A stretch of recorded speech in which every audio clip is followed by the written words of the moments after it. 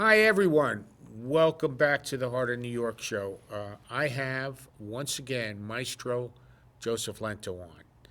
And before we get started, I just want to remind everyone what a special person he is, what a special friend he is, and give you a little bit idea, just to refresh your memory from all the previous shows.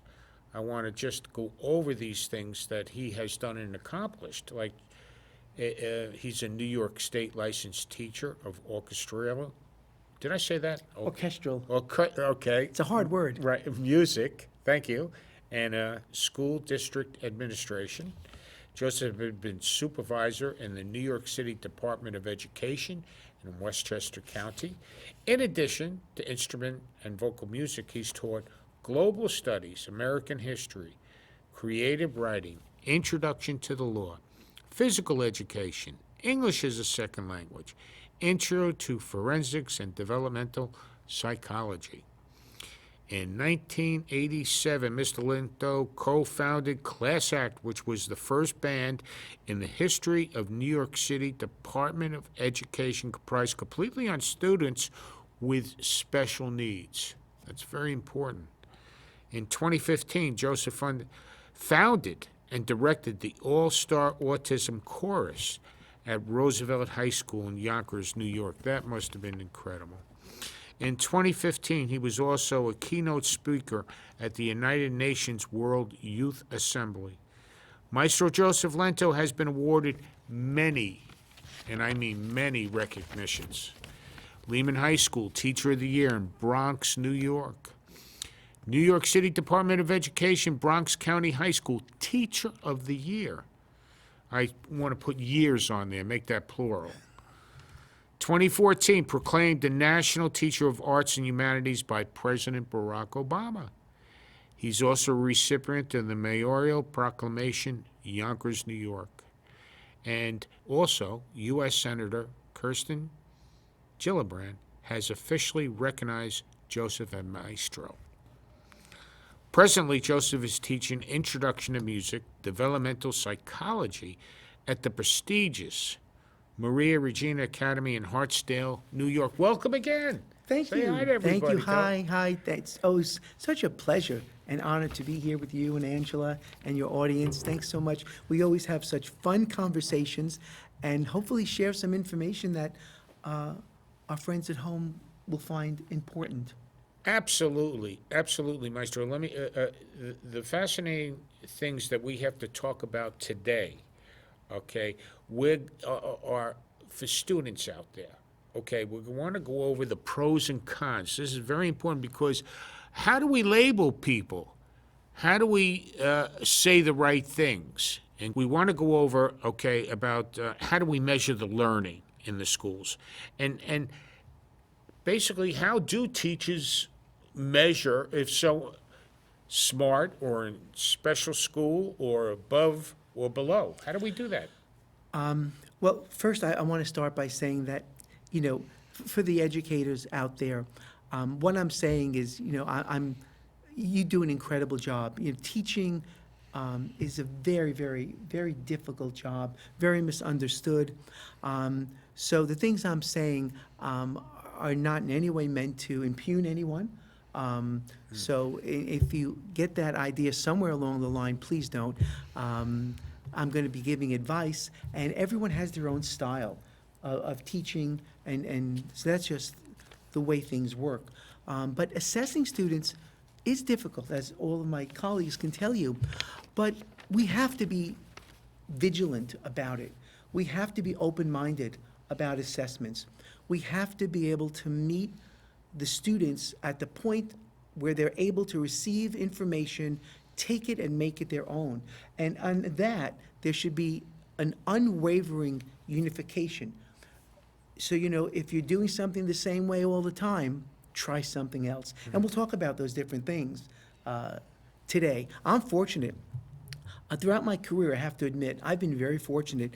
I've been able to do lots of different things in my classes, and especially, now at this point, I'm 61. I've been teaching for 39 years, and I'm at the fantastic Maria Regina High School in Hartsdale, New York, and the principal, Maria Carrozza. She's fantastic. She's a young, bright star in the field of education. All right, Maria. And she's some musician, by the way, and an award-winning choral director.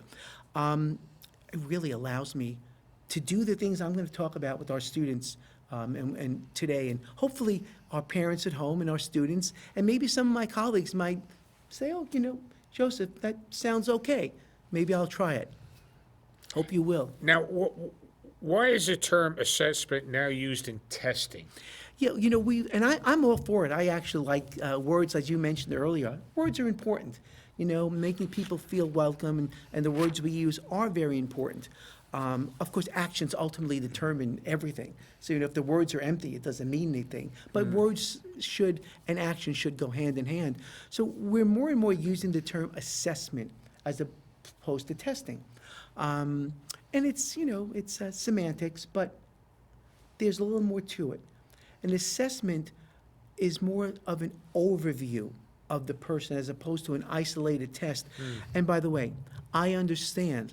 But what do you mean by overview? So, thank you, Peter. Right. More and more, and we've touched on this in other shows, the socio-emotional learning, when we talked about different teaching styles, like perennialists or essentialists, reconstructionists or progressives, like John Dewey. They deal with the whole child. How does the child learn? Those are the people who kind of want to meet the student at the point of their ability to learn. That's the progressive. I'm very much in favor of that. But all the other components have their place and part of the bigger assessment of our students. So that's a great question. You'd make a great teacher, Peter. You are a great teacher. But you have the gift. He has the gift, and not too many people out there have a gift, because you can have a classroom of troublemaker students, which he will bring out the good in them. Now, how many teachers can do that? That's why it's such a major responsibility for a teacher. I respect them highly. I think they're right up there with medical doctors, because you have someone's life in your hands. Someone's life in your hands that you're trying to make and have become a better person by education. Yes, absolutely, Peter, thank you. And I know all my colleagues out there, we thank you for those kind words. It's interesting, and we did not plan this, but you used medicine, a medical field, and that's kind of what I wanted to talk about today. Exactly. We're going to kind of have an analogy between medical tests and tests in school, and how they're related, and how they can be looked at. And they're really very similar in terms of what their objectives are and what their pitfalls might be.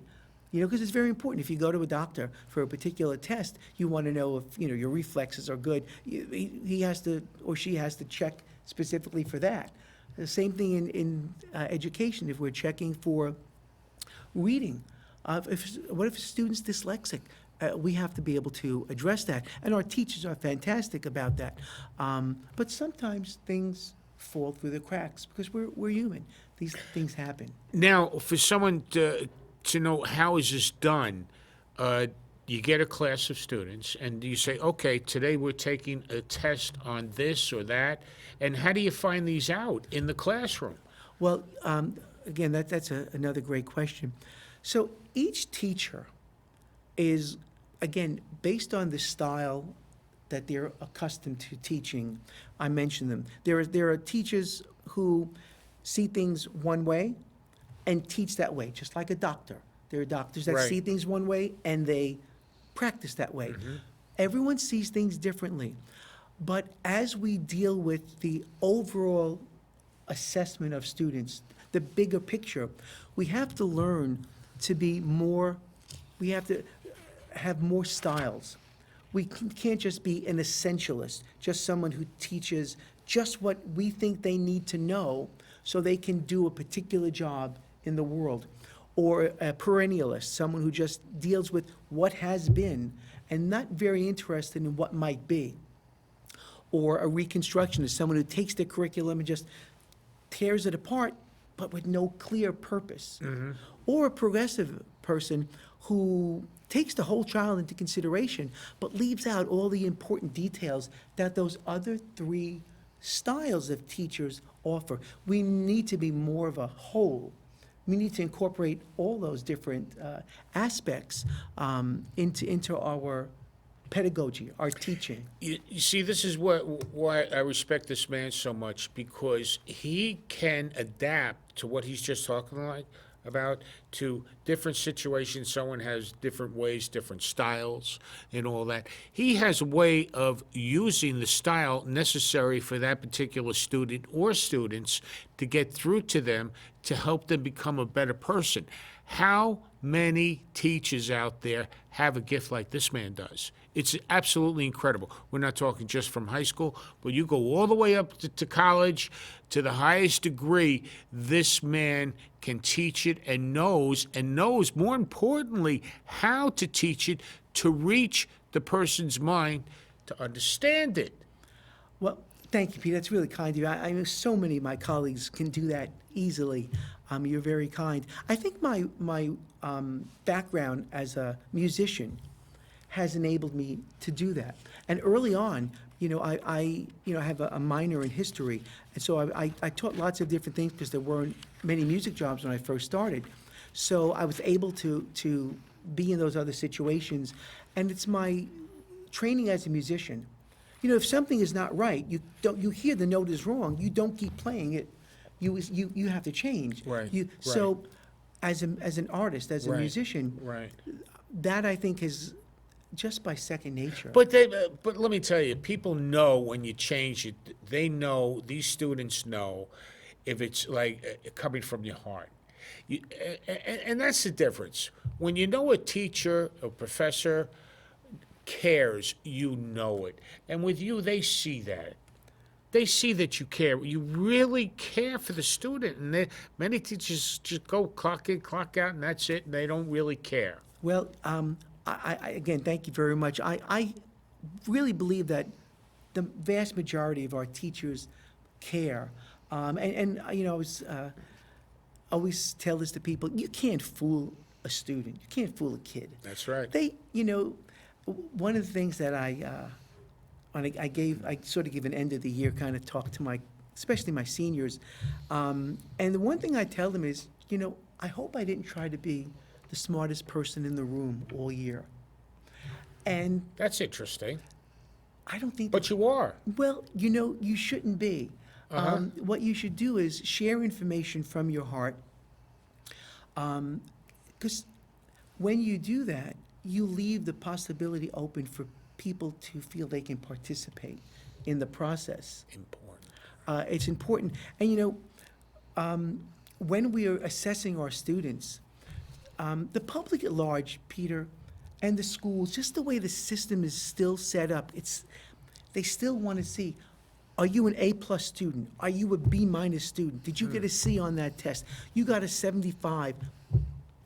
I don't believe people are the sum of their grades. I know they're not. Because I know you can reach students.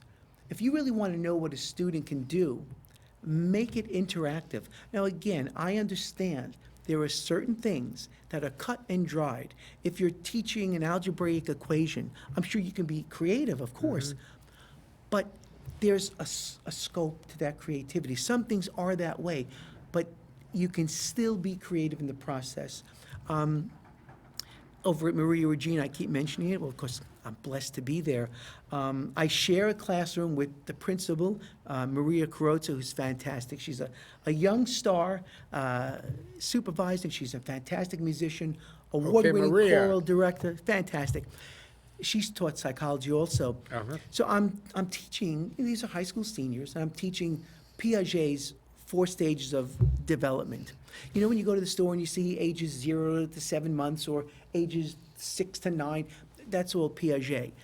Kids do things in certain stages. Okay. So I bring in a bunch of toys, everything from rattlers to books, anything that an infant to a high school student could utilize. Toys, books, games, and I leave them all on a table, and I put up on the board who Piaget is and what his 4 stages of development are.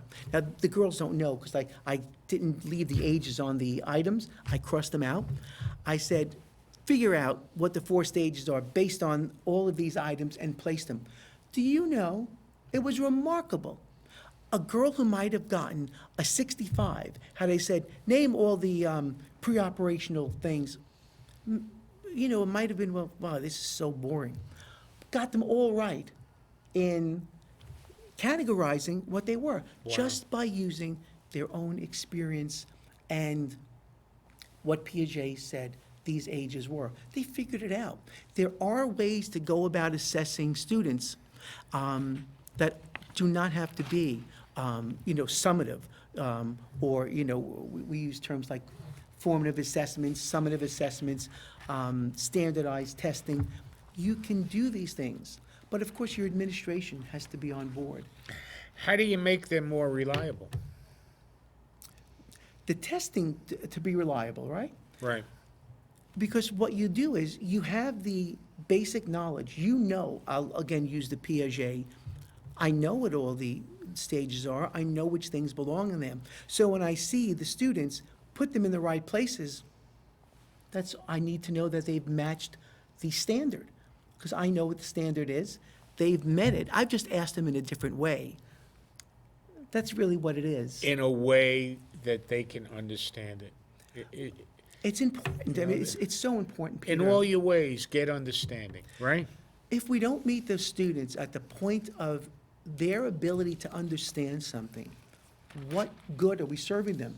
People say, yeah, well, they have to get used to learning this way or that way. You know what? Some people don't learn this way or that way. They learn the other way.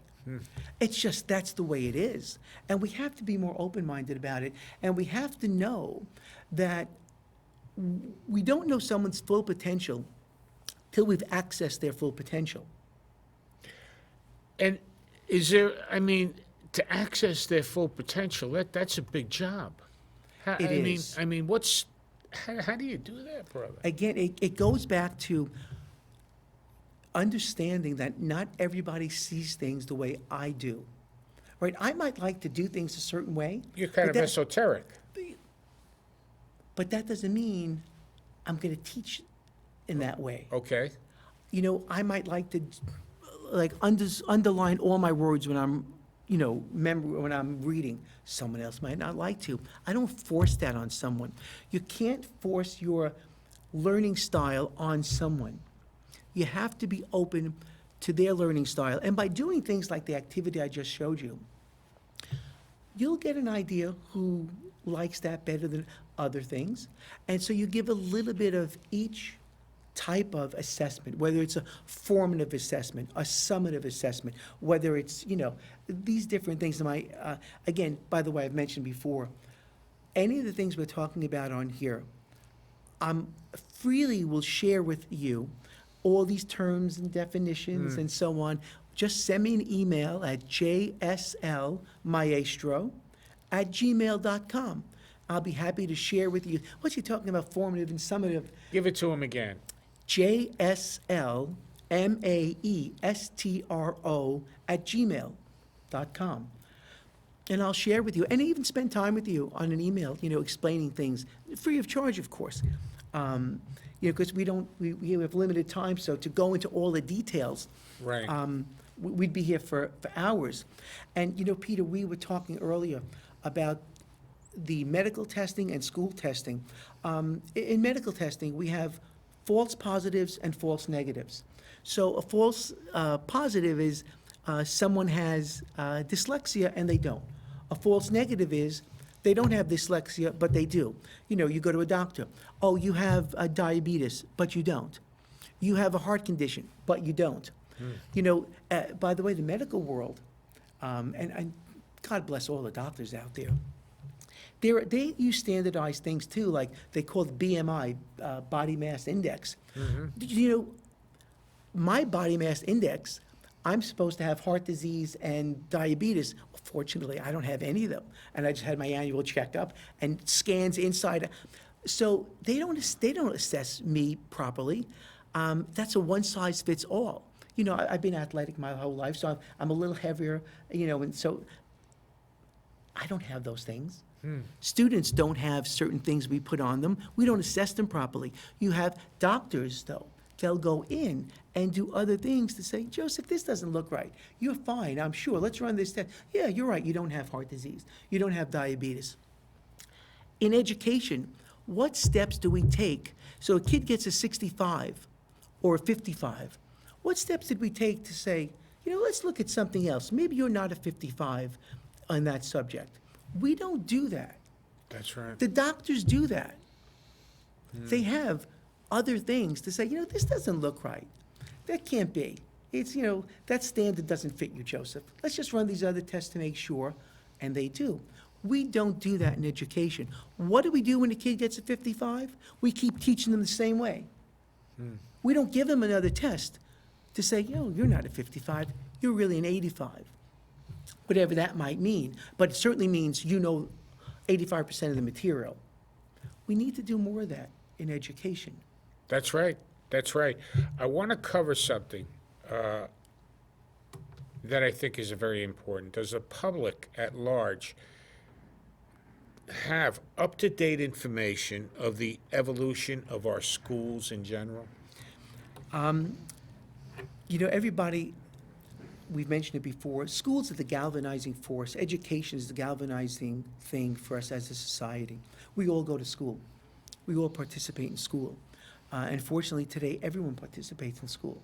Students with challenges and so on, they're no longer left behind. They're in our schools, and that's wonderful.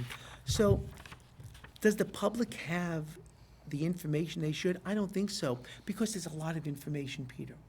And one of the things we're doing today is, it's one part of it, is the testing component.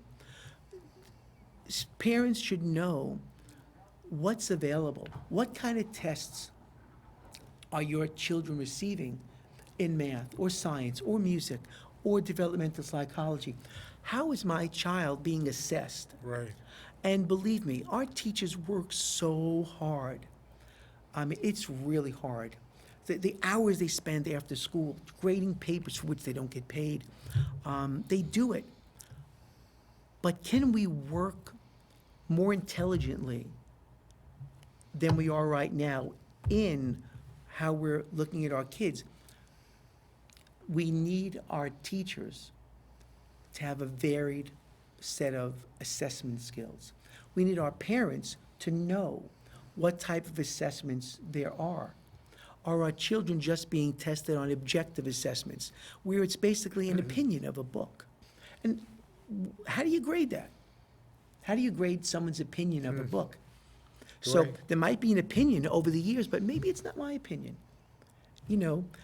There's hard things to measure. And if the teachers aren't open-minded, they're just going to make the kids wind up thinking the same subjective way they do about something.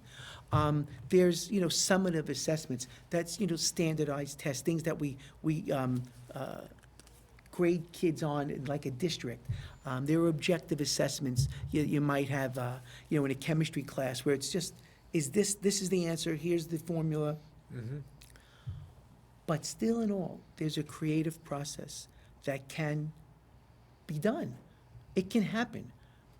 Not all of our kids, we don't fit the same body mass index, because that's a standard. Doctors go deeper if they don't like what they see. And they go, oh, you're right. That doesn't work for you, Peter. Doesn't work for you, Joseph. Those numbers don't mean anything for you. Here's what you really are. Great. We need to do that for our kids. We need to do more of that. Absolutely, absolutely. I tell you, I still have hope for the public schools in New York City, that what Maestro Joseph Lento has been talking, all these things talking about, that it can be the way it was years ago. I still remember to this day, PS30, an elementary like PS30. I still remember this day how wonderful the teachers were in that school, and how they helped everybody, as little as I was, and then going through high school. It's just in college and all that. It's so important. It's vital, absolutely vital. Absolutely. You see, Peter, the memories we have. Yeah. It's so important. one of the ironies of modern education is that we've actually moved away from a lot of those assessments That's right. that the teachers used to do. They used to give us different modalities to learn in. I'll never forget, I was learning long division in third grade, and I wasn't doing it the way Mrs. Flynn said it was to be done. She Right. came over and said, Joseph, you're not doing it the way I taught it, but keep doing it. Whatever you're doing, keep doing it. And that's it. That is it. And once again, I got to thank you for coming on. I hope you got as much out of this as I did. Joseph, let me tell you, any high school, any college would be, it would be a blessing for you to teach in those, at any of those schools, anywhere. You should be having the professor of psychology in Harvard, if you ask me. But anyway, thank you again, once Thank again, you. for coming on and explaining things that I hope you all understood. And we'll see you next time. God bless. Hello, viewers. I want you to know about something that very few people know exists to help seniors and to help our community.